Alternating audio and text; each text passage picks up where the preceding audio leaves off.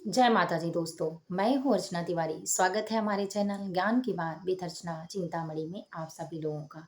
दोस्तों, कैसे हैं आप ये बताने के लिए कमेंट बॉक्स में जय श्रीमान नारायण जय महालक्ष्मी जरूर लिखिए। अब मेरी तबीयत बिल्कुल ठीक है। आप सभी बताएं कैसे हैं। बस थोड़ी सी स्वेलिंग रह चुकी है जो आपको दिखाई दे रहा होगा, बस अब ठीक हो जाएगा। दोस्तों, आज के दिन हम बात करने वाले हैं पूर्णिमा यानी ज्येष्ठ पूर्णिमा कब है, स्नान दान का शुभ मुहूर्त क्या है, पूर्णिमा का महत्व क्या है, पूर्णिमा पर किन चीज़ों का दान करें, चंद्रोदय कब होगा, पूर्णिमा की तिथि कब से कब तक लग रही है और किस दिन मनाई जाएगी पूर्णिमा, 10 जून को या 11 जून को। दोस्तों, यानी पूर्णिमा से समस्त जानकारी, संपूर्ण जानकारी, सभी जानकारियों को जानने के लिए आप हमारे साथ हमारे वीडियो में एंड तक बने रहें। इससे पहले आप मेरे वीडियो अगर पहली बार देख रहे हैं तो कृपया करके हमारे चैनल को सब्सक्राइब कर लें। अगर मेरे चैनल को आप देखते हैं, वीडियो पसंद आती है तो लाइक करना बिल्कुल ना भूलें। दोस्तों, आपके एक लाइक और एक सब्सक्राइब से मेरी भी हिम्मत और ताकत बढ़ जाती है, काम करने की क्षमता बढ़ जाती है और इसीलिए तबीयत खराब होने के बाद भी मैं बिल्कुल छुट्टी लेना नहीं चाहती हूँ। अगर मैं थोड़ी भी ठीक रही तो ज़रूर कोशिश करती हूँ कि चाहे जैसे तैसे कपड़े बिल्कुल चेंज ना करूँ, चाहे जैसे हूँ, लेकिन आपके साथ सामने ज़रूर आऊँ। तो दोस्तों, स्वागत है एक नए ज्ञान में। और पूर्णिमा का महत्व सबसे पहले जानते हैं। इससे पहले कि अगर मेरी वीडियो आप फेसबुक से देख रहे हैं तो चैनल को फॉलो कर लें, यूट्यूब से देख रहे हैं तो सब्सक्राइब कर लें। तो चलिए दोस्तों, धर्म के अनुसार पूर्णिमा तिथि का महत्व बेहद महत्वपूर्ण माना जाता है।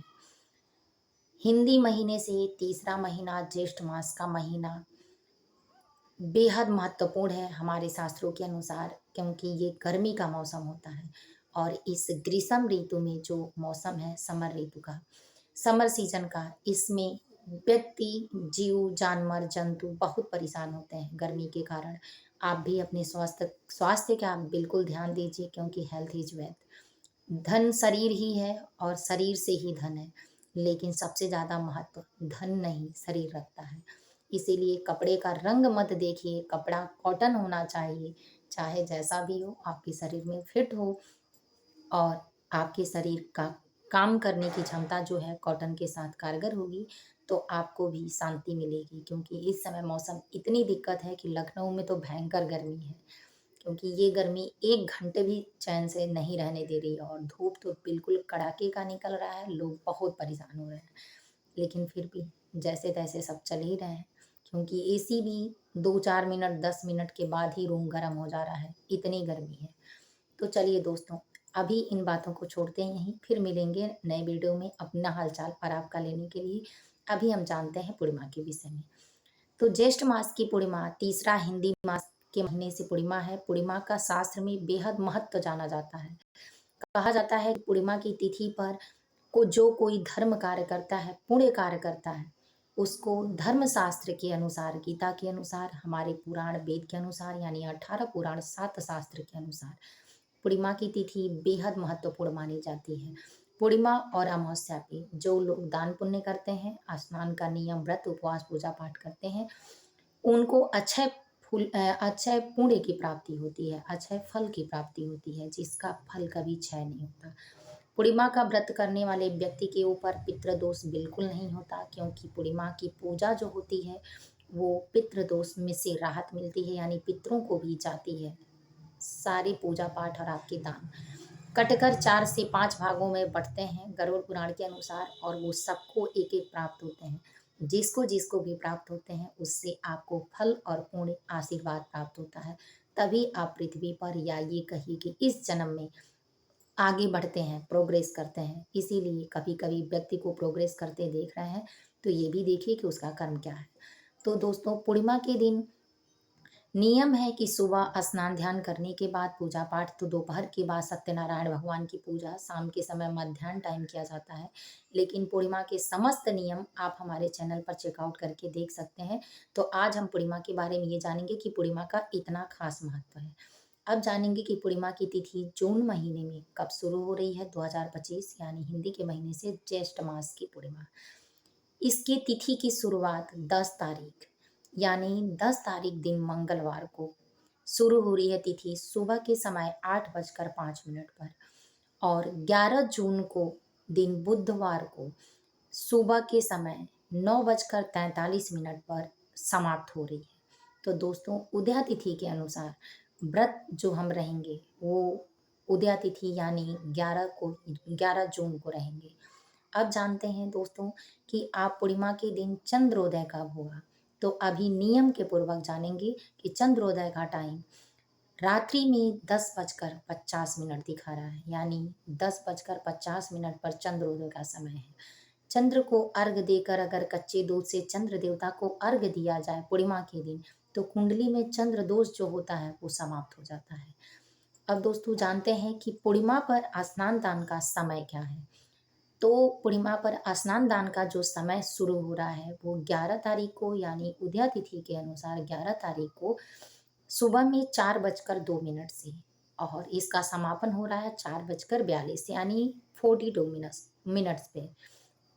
तो आप इस टाइम अगर करते हैं तो और पुण्य की प्राप्ति होती है। इसके बाद दोस्तों सुबह से शाम तक के संपूर्ण नियम जान लेते हैं, क्या करना चाहिए क्या नहीं करना चाहिए। तो सुबह आप सूर्योदय होने से पहले उठें। इसके बाद अपने घर के सभी कार्यों को करें, क्योंकि बिना कार्य के नहा धोकर स्नान करना, घर की साफ सफाई अगर नहीं करना तो लक्ष्मी नाराज हो जाती हैं। तो सबको चाहिए कि अपने घर की पहले साफ सफाई करें फिर स्नान ध्यान करें। तो अपने घर के समस्त कामों को करने के बाद स्नान ध्यान करें गंगा जल डालकर। कहा जाता है कि पूर्णिमा के दिन अगर पवित्र नदी में आप स्नान करते हैं तो और फल पुण्य की प्राप्ति होती है। अगर आप किसी कारणवश नहीं जा पाते हैं तो घर में ही किसी पात्र में गंगा जल डालकर इसके बाद स्नान करें। स्नान करने के बाद आप अपने घर के मंदिर में भगवान विष्णु और माता लक्ष्मी की पूजा करें। मैं ऐसे बहुत सारे वीडियो में बताई हूँ कि आपको कैसे पूजा करना है, तो पूजा का नियम आप वहाँ से चेकआउट करके देख सकते हैं। लेकिन वैसे आप अगर अपने घर के मंदिर में करते हैं तो निश्चित है कि आपके मंदिर में सारी व्यवस्थाएं होंगी। तो आप एक तख्त लगाकर यानी चौकी लगाकर पीढ़े पर भी भगवान को रख सकते हैं, स्थापित कर सकते हैं। अगर अलग से करना चाहते हैं तो, नहीं करना चाहते हैं तो मंदिर में ही भगवान विष्णु माता लक्ष्मी की पूजा करें। और दोस्तों आज वीडियो बेहद खास होने वाला है, क्योंकि आपने ये ज्ञान कहीं नहीं सुना होगा, बिल्कुल शास्त्र से निकाला हुआ ज्ञान है।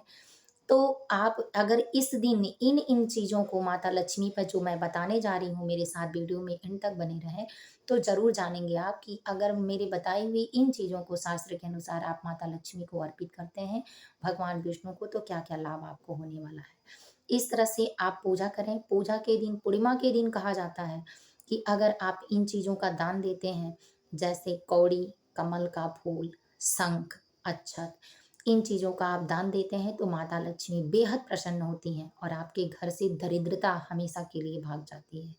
तो दोस्तों नियम क्या है? जैसे कमल का फूल अगर आपको दान करना है तो सर्वप्रथम माता लक्ष्मी को पूजा में अर्पित करें, और ये कमल का फूल आपको गंगा जी में यानी आपके अगल-बगल जो नदी हो, पवित्र नदी हो या जिसमें स्नान लोग करते हों, या आप किसी चीज़ को विसर्जन करते हों, वहाँ आप इस कमल के फूल को सुबह के समय पूजा करने के बाद, माता लक्ष्मी को प्रणाम करने के बाद फूल को उठाकर उस नदी में प्रवाहित कर दें यानी बहा दें। तो माता लक्ष्मी बेहद प्रसन्न होती हैं और आपके घर से दरिद्रता हमेशा के लिए चली जाती है। ये नियम आपको याद रहे कि हमेशा करना है। लगभग 1-2 साल तक अपने घर में ज़रूर करें, फिर आपको खुद ही आदत लग जाएगी, अच्छा लगेगा, शांति, फिर सकारात्मक शक्तियाँ महसूस होंगी, तो आप अच्छे से कर पाएँगे। इसके बाद दूसरा, कहा जाता है कि अगर पूर्णिमा के दिन आप कौड़ी का दान, माता लक्ष्मी को बेहद प्रसन्न करने वाला कौड़ी है। कौड़ी आपको पंसेरी की दुकान पर मिल जाएगी दोस्तों। तो ये अगर कौड़ी, सफ़ेद कौड़ी माता लक्ष्मी को अर्पित करके और उस कौड़ी का दान अगर किसी ब्राह्मण को आप देते हैं, तो आपके घर से जितनी बाधाएँ हैं, माता लक्ष्मी के आने की आपके घर में, बीच में ऐसी कोई बाधा आ रही है तो सारी बाधाएँ कट जाती हैं, यानी दरिद्रता घर से समाप्त होती है और लक्ष्मी का आगमन होता है। तो ये पूर्णिमा के दिन आप ज़रूर कर लें। तीसरा तीसरा अगर पूर्णिमा के दिन आप किसी ऐसे पंडित को जो आपके शंख को दिए हुए, मतलब शंख को उपयोग करता है, तो शंख वहाँ से खरीद के लाएँ जहाँ पवित्र नदी हो या तो भगवान भोलेनाथ का विशाल मंदिर हो। वहाँ के अगल-बगल से या बेहद प्रसन्न करने वाला भगवान को तीर्थ स्थल कोई हो, वहाँ से आप शंख खरीद कर ले आएँ और इस शंख को किसी ऐसे को दान दें कि जो उसका उपयोग करे और याद रखें कि वो ज़्यादा जानकार पंडित हो। तो ऐसे में आप शंख दान करते हैं तो भगवान विष्णु और माता लक्ष्मी की साथ में आपके परिवार पर कृपा बनी रहती है। तो दोस्तों, इन कामों को भी ज़रूर करके आप अपने घर में माता लक्ष्मी को हमेशा के लिए वास कर सकते हैं, यानी उनको रोक सकते हैं। चौथा दोस्तों, चौथा अक्षत का दान। कहा जाता है कि माता लक्ष्मी का वास अक्षत में माना जाता है। आपके घर में अगर अन्नपूर्णा है तो लक्ष्मी है तो सरस्वती है। पेट अगर नहीं भरता है आपका तो आपके घर में सब कुछ रहते हुए व्यर्थ है। इसीलिए माता लक्ष्मी अक्षत में यानी घर के खड़े चावल में वास करती है। तो खड़ा चावल अक्षत के रूप में आप माता लक्ष्मी के सामने अर्पित करें और उस चावल को सुबह पूर्णिमा के दिन समस्त सीधा के साथ, यानी सीधा में आपको अच्छे से पता होगा कि दाल, चावल, नमक, तेल, सब्जी जो भी आप खाते हैं, उसके अनुसार से कोरा जो होता है सीधा निकाला जाता है, वो निकाल कर और वो सफ़ेद चीज़ों का दान करें। दही, दूध हो तो भी करें, मट्ठा हो वो कर सकते हैं, फल-फ्रूट समय के हिसाब से कर सकते हैं, दक्षिणा दे सकते हैं, अन्न वस्त्र भी दे सकते हैं। तो इस तरह से आप किसी गरीब ब्राह्मण को या ज़रूरतमंद ब्राह्मण को जो उसको बेचता ना हो, नुकसान ना करता हो, तो ऐसे ब्राह्मण को दान दें। दोस्तों, एक विशेष बात, कितने भाइयों को इन बातों को मतलब दिक्कत होती है। कई बार एक मैसेज पे बात भी हुई थी एक भाई से, तो उन्होंने बताया कि अगर हम दान ऐसे ब्राह्मण को देते हैं कि जो उसको बेचकर जुआ खेलता है, शराब पीता है, तो क्या ऐसे ब्राह्मण को ही दान देना उचित है? तो नहीं।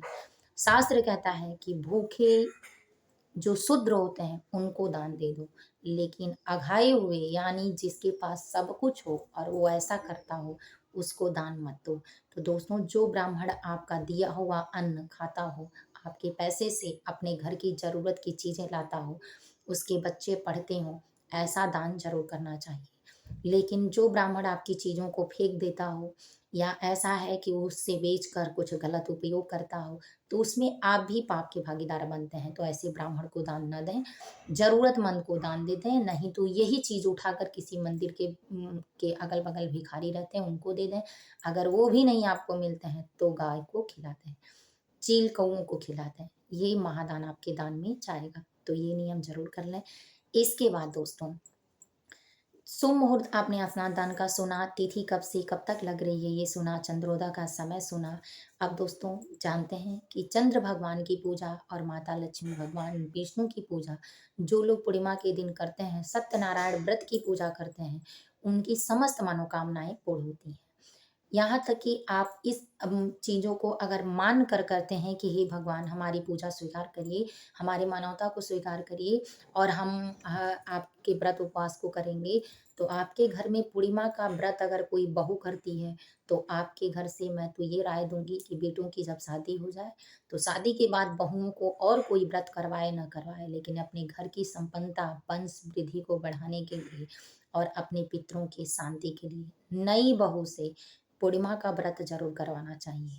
तो दोस्तों, इससे आपके घर में कलह क्लेश नहीं होंगे, सद्बुद्धि मिलेगी, पितृ दोष नहीं होगा और पूर्णिमा का व्रत शरद पूर्णिमा से आप उठा सकते हैं। अगर आप पीरियड में हो तो व्रत कैसे रह सकते हैं? तो दोस्तों, अगर आप व्रत उठा चुकी हैं, व्रत करती हैं, तो आप पीरियड में बिल्कुल व्रत को बने रहें, ये नहीं है कि व्रत छोड़ दें। आप चाहें वैसे छोड़ा भी रहा जाता है, लेकिन ना छोड़ना हो तो व्रत आप बने रहें, पूजा-पाठ ना करें, मानसिक पूजा करें। स्नान ध्यान करने के बाद स्नान ज़रूर करें। उस दिन पूर्णिमा के दिन बाल बिल्कुल मत धुलें। ऐसे ही आप बने रहें, क्योंकि सब कुछ भगवान की दी हुई प्रक्रिया है, आप उसे सुधार नहीं सकती हैं, कोई डर नहीं है।